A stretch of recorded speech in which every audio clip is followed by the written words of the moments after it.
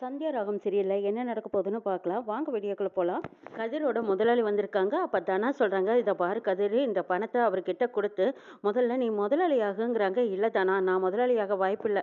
நான் வேணா எப்பவும் போல வேலையே செஞ்சுட்டு இருக்கேன். ஆனா நீ மட்டும் அந்த காம்படிஷன்ல கலந்துக்கோ, ஜெயிச்சிரு. அதனால இந்த பணம் உனக்கு தான் வேணும், உன்கிட்ட இருக்கட்டும். நீ அவனுக்கு கொடுக்க வேண்டிய பணத்தை கொடுத்துட்டு நீ இந்த காம்படிஷன்ல கலந்துக்கிட்டு நீ உன் விருப்பப்படி விளையாடுன்னு சொல்லிட்டு இருக்கிறாங்க கதிரு. இல்ல கதிரு, எனக்கு எந்த பிரச்சனையும் இல்லை. நான் எப்படியும் விளையாடி ஜெயிச்சிடுவேன். ஆனால் நீ இந்த சான்ஸை விட்டுட்டீங்கன்னா அடுத்தது உனக்கு வாய்ப்பு கிடைக்கிறது கம்மி தான். முதல்ல நீ சிலிண்டர் ஆஃபீஸில் நீ ஒரு மேனேஜராக இருக்கணும், நீ ஒரு பங்குதாரராக இருக்கணும். அதனால இந்த பணத்தை கொடுத்துரு, நீ திருப்பி வாங்காதேன்னு சொல்லிக்கிட்டு இருக்கிறாங்க தனா. இதை கதிர் கேட்கவே மாட்டேங்கிறாரு. இல்லை தனா, கஷ்டப்படுறத நான் பார்க்க முடியல. முதல்ல இந்த பணத்தை அந்த அயோக்கியன் கிட்ட கொடுத்துட்டு நீ அதுலேருந்து விலகிடு. அதுக்கப்புறம் நீ காம்படிஷனில் கலந்துக்கோ, ஜெயிச்சு வா. அதுக்கு நான் எந்த தடையும் சொல்ல மாட்டேங்கிறாங்க கதிர். தனா அந்த பணத்தை ஒரு வாரத்தில் கொடுக்குறேன்னு சொன்னதுனால அசோக்குங்கிறவர் வந்து முதலாளி கிட்ட சொல்கிறாங்க, அந்த பணம் உங்களுக்கு ஒரு வாரத்தில் வந்துடும். உங்கள் தங்கச்சி கல்யாணத்துக்கு நீங்கள் கஷ்டப்பட வேண்டியதில்லை, அந்த பணத்தை வச்சு நீங்கள் செலவு பண்ணுங்கிறாங்க. முதலாளியும் சரிங்கிறாரு. மாயா சீனு ரெண்டு பேரும் போலீஸ் ஸ்டேஷனில் போய் புகார் கொடுத்துட்டு இருக்காங்க. அங்கே மகாலிங்கம் ஏதாச்சும் வந்தவர் பார்த்துக்கிறாங்க. அடடா, இவங்க ரெண்டு பேரும் இங்கே எதுக்கு வந்திருப்பாங்க என்னன்னு தெரியலையே, சரி கேட்கலாம் அப்படின்னு ஒட்டி கேட்டு நின்றுட்டு இருக்கிறாங்க. அப்போ சீனு மாயா ரெண்டு பேருமே எங்கள் குடோனில் தீ வச்சவங்க எங்களுக்கு வேண்டாதவங்க தான் செஞ்சுருக்காங்க. நாங்கள் சந்தேகப்பட்டவங்க கிட்ட நீங்கள் விசாரிச்சிங்கன்னா உண்மை வெளியே வருங்கிறாங்க. நீங்கள் சந்தேகப்படுறவங்களையெல்லாம் நாங்கள் அரெஸ்ட் பண்ண முடியாது, ஏதாவது ஆதாரம் வேணும்னு கேட்குறாங்க இன்ஸ்பெக்டர். ரெண்டு ஆளுங்க முகமூடி போட்டிருந்தாங்க, அதனால் சரியாக கண்டுபிடிக்கலைங்கிறாங்க சீனு. அப்பாடா, நம்மளை யாரும் கண்டுபிடிக்கல, நல்லதாக போச்சுன்னு நினைக்கிறாங்க மகாலிங்கம்.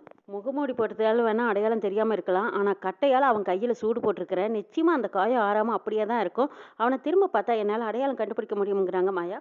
அவங்க ஏதோ வெளியில் தீ வச்சதுனால துணிகளுக்கெல்லாம் எந்த பாதிப்பும் இல்லை, ஆனால் எப்படியாவது அவங்கள கண்டுபிடிச்சு கொடுங்க சார்னு சீனு கேட்குறாங்க. இந்த பக்கம் மகாலிங்க நினைக்கிறாங்க, அடிப்பாவி, ஏதோ கோவத்தில் தான் இப்படி பண்ணுறான்னு நினச்சா, ஆனால் இவ என்னை அடையாளம் கண்டுபிடிக்கிறதுக்கு தான் இப்படி ஒரு காயத்தை பண்ணி விட்டுருக்கிறாளா, இவகிட்ட இருந்து எப்படி தப்பிக்கிறதுன்னு நினச்சிக்கிட்டு முதல்ல இவளை வெளிநாடு அனுப்பணும், அப்போ தான் நம்ம நிம்மதியாக இருக்க முடியும், நம்ம நினச்சதெல்லாம் நடக்கும்னு நினைக்கிறாங்க மகாலிங்கம். சிக்கியிருக்கிற ரவுடிங்களை நான் சாயந்தரமாக கூட்டிகிட்டு வரேன், அவங்களோட ஐடி வச்சும் அவனுங்களை பார்த்தும் உங்களால் அடையாளம் கண்டுபிடிக்க முடியுமான்னு பாருங்க, கண்டுபிடிச்சதும் உள்ள தள்ளுறேன்னு இன்ஸ்பெக்டர் சொல்கிறாங்க. இதை கேட்டதும் ஐயோ, நம்ம அனுப்பிச்ச ஆளுங்க இது சிக்கிட்டானுங்களா, அவனை நம்ம காட்டி கொடுத்துருவானுங்களே, இப்போ என்ன பண்ணுறதுன்னு யோசிக்கிறாங்க மகாலிங்கம். கல்யாணம் நல்லபடியாக நடத்தலான்னு நினச்சேன், ஆனால் அந்த புவனேஸ்வரி பேச்சை கேட்டு இப்படி வசமாக மாட்டிக்கும் போல இருக்குது, இப்போ என்ன செய்யறதுன்னு யோசிச்சுட்டு இருக்கிறாங்க. மறுபடியும் போய் அந்த பிசாஸ்கிட்டேயே ஐடியா கேட்கலாம், ஆனால் எப்படி என்ன மாட்டி விட்டாலும் மறுபடியும் புவனேஸ்வரி தான் மாட்டுவா. சரி, அவளே கதின்னு அவள் காலில் விழுந்துடலான்ட்டு மகாலிங்கம் நேராக புவனேஸ்வரி வீட்டுக்கு போகிறாங்க. மாயா சீனு, நீங்கள் போயிட்டு சாயந்தரமாக வாங்க, அந்த ரவுடிங்களை வச்சு சாயங்காலம் நம்ம கண்டுபிடிச்சிடலாங்கிறாங்க. சீனு மாயா சரின்ட்டு போகிறாங்க. இங்கே தானா ஜெனிபரையும் அவங்க அப்பாவையும் வர சொல்லி, சார் நீங்கள் சொன்ன டீல் எனக்கு ஓகே சார், உங்கள் ஜெனிபருக்காக நான் என்னோட விளையாட்டை விட்டு கொடுக்க தயாராக இருக்கேங்கிறாங்க. இதை கேட்ட ஜெனிபரும் அவங்க அப்பாவும் சந்தோஷப்படுறாங்க. அடடா, இவ்வளோ சீக்கிரம் இப்படி ஒரு நல்ல முடிவை சொல்லுவேன்னு நான் எதிர்பார்க்கலாமா, எனக்கு 10 லட்சம் ரூபா மட்டும் கொடுங்க சார், நான் இந்த பேட்மேட்லேருந்து விளைவிக்கிறேங்கிறாங்க. தானா, என்னம்மா இதுதான் உன்னோட லட்சியம்னு வேற சொன்னேன், ஆனால் இதுலேருந்து இவ்வளோ சீக்கிரம் விளைவிக்கிறேன்னு, அதுவும் பணத்துக்காக விளைவிக்கிறேன்னு சொல்கிறேன்னு கேட்குறாங்க. கடவுள் ஒவ்வொருத்தருக்கும் ஒவ்வொரு திறமையை கொடுத்துருப்பாங்க, அந்த திறமை, வெற்றி, லட்சியம் இது எல்லாமே என்னோட பேட்மேட் தான். ஆனால் நான் இப்போ பணத்துக்காக இதை நான் கொடுக்க வேண்டியதாக போச்சு, அப்படி ஒரு சூழ்நிலையிலையும் இக்கட்லையும் மாட்டியிருக்கேன். அப்படி என்ன உனக்கு ஒரு சூழ்நிலை அப்படின்னு ஜெனிபரோட அப்பா கேட்குறாங்க. நடந்த விஷயங்கள் அத்தனையும் சொல்லிட்டு இருக்காங்க. நான் கதிர்க்காகத்தான் இந்த போட்டியிலேயே கலந்துக்கிட்டேன், கதிர்க்காக அவனை ஒரு பார்ட்னராக சேர்த்து பார்க்கணுன்னு ஆசைப்பட்டேன், அதுக்காகத்தான் நான் 5 லட்சம் ரூபா கை நீட்டி வாங்கி அந்த விளையாட்டில் சேர்ந்தேன். ஆனால் அவங்க எனக்கு தேவையில்லை விளையாட்டில் கோச்சை காட்டியை தான் கொண்டு வந்து நிறுத்தினாங்க, அது எனக்கு விருப்பமே இல்லை. திரும்பவும் நான் விளையாடி எப்படியோ ஜெயிச்சிடலான்னு முயற்சி பண்ணினேன், ஆனால் கார்த்தியோட டார்ச்சரில் என்னால் அது விளையாடவும் முடியல. அதுக்கப்புறம் அங்கே கேஸ் கம்பெனிலையும் கதிரோட பார்ட்னர் இன்னும் கொஞ்சம் பணத்தை போட்டு நீங்கள் பார்ட்னராக சேர இஷ்டப்பட்டா சேர்ந்துக்கோங்க, இல்லைன்னா நீங்கள் கொடுக்க வேண்டிய பணத்தை கொடுத்துட்டு நீங்கள் விளைவிக்குங்கன்னு சொல்லிட்டாரு. அதனால தான் நாங்கள் பணத்தை திரட்டும்படி ஆகிப்போச்சு சார், இந்த பணத்துக்காகத்தான் நான் என்னோட திறமையை விட்டு கொடுக்குறேங்கிறாங்க. தனம் கண்ணீர் வடிக்க சொல்கிறாங்க. ஒரு புருஷன் சுயமரியாதையை விட்டு கொடுக்குறேன்னு சொல்லும்போது எப்படி தான் அதை என்னால் ஏற்றுக்கிட்டு இருக்க முடியும், பார்க்க முடியல சார். அதனால தான் நான் என்னோட திறமையை விட்டு கொடுத்து கதிரை காப்பாற்றலான்னு நான் நினைக்கிறேங்கிறாங்க தனலட்சுமி. இதை பாருமா தானம், நீ உன் அப்பாவுக்கு மட்டும்தான் நல்ல பிள்ளைன்னு நான் நினச்சேன், ஆனால் உன் புருஷனுக்கும் நீ நல்ல பொண்டாட்டியாக இருக்கிற. சரி, உனக்கு எப்போ பணம் வேணும்னு சொல்லு, ஒரு அக்ரிமெண்ட்டில் நீ எனக்கு ஒரு கையெழுத்து போட்டு கொடுங்கிறாங்க. சார் சைன் எல்லாம் வேண்டாங்கிறாங்க. என்னம்மா அவ்வளோ பணத்தை கொடுக்குறேன், நீ எனக்கு ஒரு அக்ரிமெண்ட்டில் கையெழுத்து போட்டு கொடுத்தா தானே அது எனக்கு திருப்திங்கிறாங்க. இன்றைக்கி ஒரு 5 லட்சம் ரூபா நான் கொடுக்குறேன், மேட்ச் முடிஞ்சதுக்கப்புறம் ஒரு 5 லட்சம் வாங்கிக்கோ, அதுக்கு முன்னாடி நான் சொல்கிற மாதிரி நீ ஒன்று செய்யணுங்கிறாங்க. அப்படியா, என்ன காரியம் சாருங்கிறாங்க தானே. அந்த பாஞ்சர் மாதிரியெல்லாம் நான் கண்டிஷனாக இருக்க மாட்டேன், என் பொண்ணுக்காக நீ விட்டு கொடுப்பேன்னு நம்புறேங்கிறாங்க. சார் சத்தியமாக நான் உங்கள் பொண்ணுக்காக விட்டு கொடுப்பேன், ஜெனிஃபருக்காக நான் விட்டு கொடுக்க தயாராக இருக்கேன் சார். நான் பேச்சு மாற மாட்டேன். ரகுராமோட பொண்ணுங்கிறாங்க. எது ரகுராமா? கேள்விப்பட்ட பேராக இருக்குதே. அது யார் அந்த ரகுராம்னு கேட்குறாங்க ஜெனிஃபரோட அப்பா. இந்த ஊருக்கு எங்கள் அப்பா பஞ்சாயத்து தலைவராக இருக்கார், அவரோட பொண்ணு தான் நானுன்னு சொல்கிறாங்க. அறிமுகப்படுத்திக்கிறாங்க தானா. ஓ, அவரோட பொண்ணா நீ? ஏமா, அவருக்கு பணம் தேவையே இல்லையே, அவர்கிட்ட கிடக்கிறது மாளாத சொத்து. அப்படி இருக்கும்போது நீ பணத்துக்காக ஏன் இவ்வளவு கஷ்டப்பட்டுட்டு இருக்கிறீங்கிறாங்க. சார், நான் இஷ்டப்பட்டவங்க கஷ்டப்படும் போது பணம் தேவைப்படுது, அதை நம்ம போய் யாருக்கிட்டையும் வாங்க முடியாது. என்னோட திறமையை வச்சு நான் கேட்குறேன், இந்த பணம் உங்களால் கொடுக்க முடியுங்கிற நம்பிக்கையில் தான் நான் உங்ககிட்ட கேட்டு வாங்குறேங்கிறாங்க. எனக்கு இனிமேல் உன் மேலே எந்த சந்தேகம் இல்லைம்மா. உன்னை நம்பி நான் தாராளமாக இந்த பணத்தை கொடுக்க தயாராக இருக்கேன். அதுக்கு காரணம் ரகுராம் ஐயாவோட பொண்ணுங்கிறதுனால நீ நிச்சயமாக பேச்சு மாற மாட்டேங்கிற நம்பிக்கை எனக்கு வந்துருச்சு. இந்த அம்மான்னு சொல்லி பணத்தை கொடுக்குறாங்க. சரி சரி, இப்போதைக்கு 5 லட்சம் வாங்கிக்கிறேன், அப்புறம் உங்கள் பொண்ணுக்காக விளையாட்டில் விட்டு கொடுத்து மறுபடியும் 5 லட்சத்தை வாங்கிக்கிறேன்னு 5 லட்சத்தை பணத்தை வாங்கிக்கிட்டு தானே வீட்டுக்கு போகிறாங்க. என்னம்மா ஜெனிஃபர், உனக்கு இப்போ சந்தோஷம் தானே? உங்கள் அப்பா உன்னோட ஆசையை நிறைவேற்றிட்டு அப்படின்னு ஜெனிஃபரோட அப்பா சொல்லவும் ரொம்ப சந்தோஷம்ப்பான்னு 2 பேரும் அங்கேருந்து கிளம்புறாங்க. சீனு அவங்க ரூமில் துணி தேய்ச்சிட்டு இருக்கும்போது அங்கே மாயா வராங்க. மாயாவுக்கு பட்ட ஐடியாவை சொல்கிறாங்க. சீனு இதை கேட்டுட்டு, அடே அப்பா, அருமையான ஐடியாவெல்லாம் வச்சிருக்க பண்ணாட்டி, ஆனால் புருஷனோட ஆசையை தான் நீ நிறைவேற்றவே மாட்டேங்கிறாங்க. என்னது, உனக்கு ஒரு ஆசை இருக்கா? அப்படி என்னடா ஆசை? டேய், முதல்ல நம்ம கடையில் ஸ்கூல் யூனிஃபார்ம் எல்லாம் ரெடி பண்ணி ஆகணும்டா. உன்னோட ஆசை என்னோட ஆசையெல்லாம் பார்த்துட்டு நேரத்தை வீண் பண்ணிட்டு இருக்க கூடாதுங்கிறாங்க. அதெல்லாம் சரிதான், புருஷனோட ஆசைகளும் இருக்கும், அதையெல்லாம் நிறைவேற்றணுங்கிற உனக்கு கொஞ்சமாச்சும் அக்கறையும் பொறுப்பு இருக்குதாங்கிறாங்க. மற்றவங்க எல்லாரும் நம்மள புருஷ மண்டாட்டியை வேடிக்கை தான் பார்க்குற மாதிரி இருக்கு. கல்யாணத்துக்கு அப்புறம் நடக்க வேண்டிய சடங்கு சம்பிரதாயம் எதுவுமே நமக்கு நடக்கலையே, அதை பற்றியெல்லாம் நீ எதுவுமே கண்டுக்கவே மாட்டேங்கிறிய மாயா அப்படின்னு சொல்லவும், ஓஹோ சார் இப்போ அங்கே வரீங்களா, சரி சரி இப்படி வாங்க அப்படின்னு சொன்னதும் டக்குன்னு எழுந்திரிச்சு நிற்கிறாங்க. ஆசையா சீனு ஓடி வந்து மாயா பக்கத்தில் நிற்கும்போது கிட்ட வந்ததையும் பலர்னு ஒரு அறை விடுறாங்க. ஏ, எதுக்குடி பொண்டாட்டி அடிக்கிற?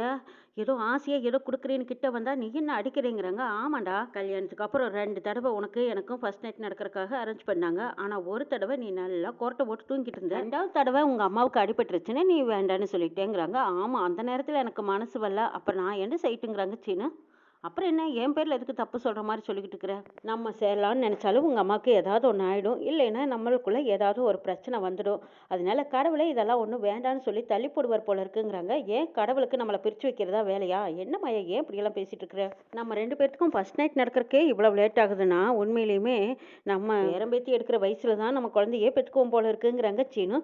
சரிடா, நம்ம 2 பேரும் இந்த வீட்டில் இருக்கிற வரைக்கும் எதுவுமே நடக்காது. அதனால நம்ம என்ன செய்யலாம்னா கொடைக்கானல் இப்படி எங்கேயாவது போயிட்டு வரலாங்கிறாங்க மாயா. ஓ, அப்படி சொல்ல வரியா? என்னோட ஃப்ரெண்ட் ஒருத்தன் ஊட்டியில் இருக்கான், நம்ம வேணா அங்கே போகலாமான்னு கேட்குறாங்க சீனு. போகலாங்கிறாங்க மாயா. அப்போ இப்போவே கிளம்புங்கிறாங்க சீனு. கடையில் இருக்கிற வேலையெல்லாம் மேனேஜரை பார்த்துக்க சொல்லிட்டு நம்ம இப்போவே கிளம்பலான்னு சீனு சொன்னதுக்கப்புறம், டே என்னடா அவசரப்படுற, இப்போவே கிளம்பணும், அப்போ வீட்டில் இருக்கிறவங்கெல்லாம் கேட்பாங்கல்ல, என்ன பதில் சொல்கிறதுங்கிறாங்க மாயா.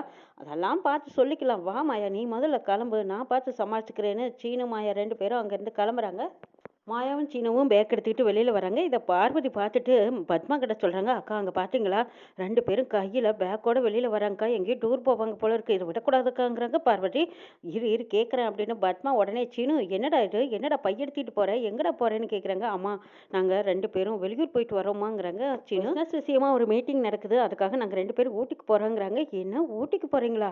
அடடா, நாங்கள் ஊட்டியை பார்த்ததே இல்லை, நாங்களும் வரோம், எத்தனை நாளைக்கு இங்கே வீட்டுக்குள்ளேயே அடைஞ்சு கிடக்கிறது அப்படின்னு பத்மாவும் பார்வதியும் ஒரு திட்டம் போட்டு அவங்க பின்னாடி போலான்னு பாக்குறாங்க. சீனு, திடுதுப்புன்னு நீ ஊட்டிக்கு போறேன்னு சொல்ற, அண்ணன் வேற வீட்டுல இல்ல, அண்ணனை கேட்காம எப்படி போறதுன்னு பத்மா சொல்லிட்டு இருக்கும்போது பாட்டி சொல்றாங்க. இதை பார் பத்மா, அவன் வேலை விஷயமா தானே போறேன்னு சொல்லிட்டு இருக்கான், அவன் நீ ஒன்றும் தடுக்காத, ரகுராம் வந்ததும் நம்ம சொல்லிக்கலாம், அவன் கிளம்பட்டுங்கிறாங்க. சரி, அவன் மட்டும் கிளம்பட்டு, இவ எதுக்கு கூட போறா, மாயாவெல்லாம் உன் கூட வர வேண்டாங்கிறாங்க பத்மா. அம்மா, நீ புரியாம பேசுற, மாயாவும் என்னோட பார்ட்னர் தானே, அதுவும் தவிர ஃபாரின்ல இருந்தெல்லாம் வருவாங்க மீட்டிங்க்கு வரும்போது, அவங்க கிட்ட பேசுறதுக்கெல்லாம் மாயா தான் சௌகரியமா பேசுவான், அதுல எல்லாம் எனக்கு கொஞ்சம் தடுமாற்றமா இருக்கும் அப்படின்னு சீனு சொல்லிட்டு இருக்கும்போது, அப்போ மணிவண்ணன் சொல்றாங்க, மாயாவையும் கூடவே கூட்டிட்டு போ, அதான் நல்ல ஐடியாங்கிறாங்க. இதை பாருடா சீனு, பஸ்ல ட்ரெயின் இப்படியெல்லாம் நீ கஷ்டப்பட்டுட்டு எல்லாம் போக வேண்டாம், நம்ம கார் எடுத்துக்கிட்டு போன்னு சொல்றாங்க சிவா.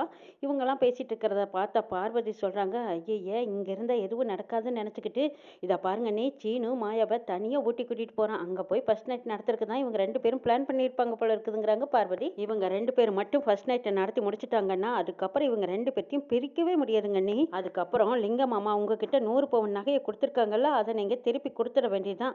அதுக்கப்புறம் சாருவுக்கும் சீனுவுக்கும் கல்யாணமே நடத்த முடியாதுங்கிறாங்க. ஐயோ அப்படியெல்லாம் சொல்லாத பார்வதி. அந்த 100 பவுன் நகையை லிங்கத்துக்கிட்ட திருப்பி கொடுக்க எனக்கு மனசே இல்லை. நான் எப்படியாவது சாருவுக்கும் சீனுவுக்கும் கல்யாணத்தை பண்ணி வச்சிருவேன். இந்த மாயாவை வெளியே விரட்டிடுவேன். நீ கொஞ்சம் பொறுமையாயிரு, என்னை பயப்படுத்தாதீங்கிறாங்க பத்மா. என்ன ஐடியா பண்ணலான்னு பார்த்துட்டு ஒரு நிமிஷம் இருடா சீனு வந்துடுறேன்ட்டு போகிறாங்க.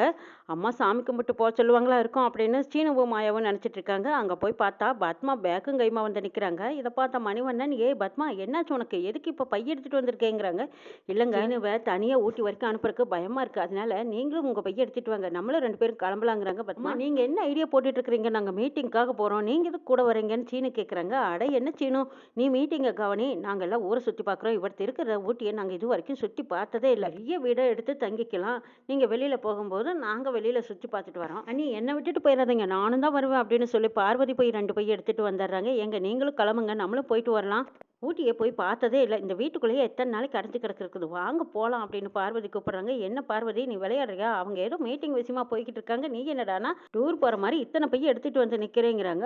ஆமாங்க, நீங்களும் எங்களை எங்கேயுமே கூட்டிகிட்டு போகிறதில்ல, அதனால இப்படியாவது நாங்கள் போகிறோம் அப்படின்னு சொல்கிறாங்க பார்வதி. அத்தை நாங்கள் பிஸ்னஸ் விஷயமா டூர் போகிறோம், நீங்கள் என்னடானா ஃபேமிலி டூர் ஆக்குறீங்களே, ஐயோ இதெல்லாம் சரிப்பட்டு வராது, நானும் மாயா மட்டும்தான் போகிறதுக்கு சரியாக இருக்கும், நீங்களாம் வீட்லேயே இருங்கன்னு சொல்லிட்டு சீனு மாயா அங்கேருந்து தப்பிச்சு போகிறதுக்கு சரியான வழி பார்க்குறாங்க. பார்த்தா சீனு மாயா 2 பேரும் பணத்தை வச்சுக்கிட்டு முதல்ல உன்னோட பிஸ்னஸ் பார்ட்னர் ஆயிக்கோ, இந்த பணத்தை கொண்டு போய் உன் பிஸ்னஸில் போடுங்கிறாங்க.